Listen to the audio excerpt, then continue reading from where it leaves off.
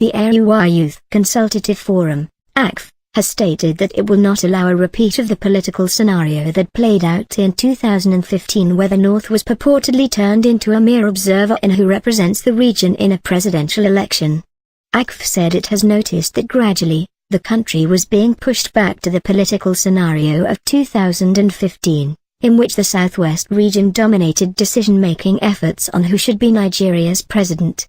It noted that the North, out of modesty, merely allowed that historic imposition which has made the region's first 4 years wasted years of poverty, hunger, unemployment, general underdevelopment and disturbing levels of stagnation. We want to make it very clear that the era of imposition of anyone on the North is gone.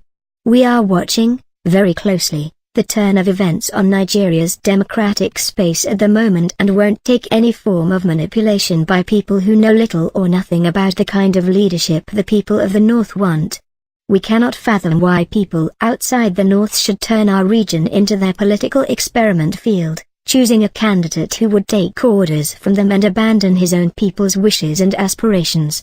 This is primitive, unacceptable and a smear on well-known democratic principles of a modern, independent nation that we have been in over 50 years.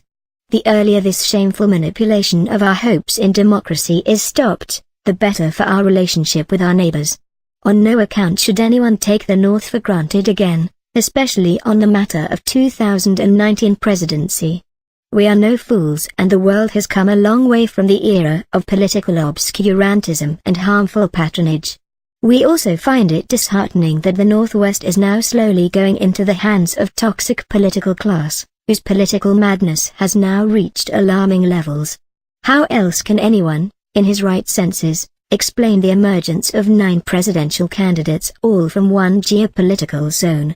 What has gone wrong with the North's sense of decency in politics? Imagine the exemplary style of the Northeast, which has just 2 candidates. Isn't that a lesson for the scattered and uncoordinated Northwest? If this mess is not tackled, the next generation of Northern political leaders will never forgive us for being so callous and reckless politics. And we won't fold our arms and watch this happen. We also declare that our plans are already in top gear, to use all constitutional means to protect the integrity of the North by stopping those political merchants from elsewhere who are turning our region into their experimental guinea pig.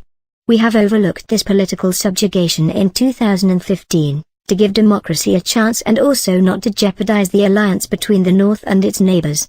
But now that there are deliberate efforts by some political merchants to repeat the same ridiculous manipulation, we are telling them that it's no longer possible. There are so many ways of promoting the deepening of democracy in Nigeria, but open and shameless manipulation is not one of them. We hope this message would serve as a final warning to those plotting for the imposition of their lackeys as presidents for selfish political gains. We have heard enough of this insult on the North just because some self-centered political marauders are being driven by the hunger for absolute power. Enough is enough.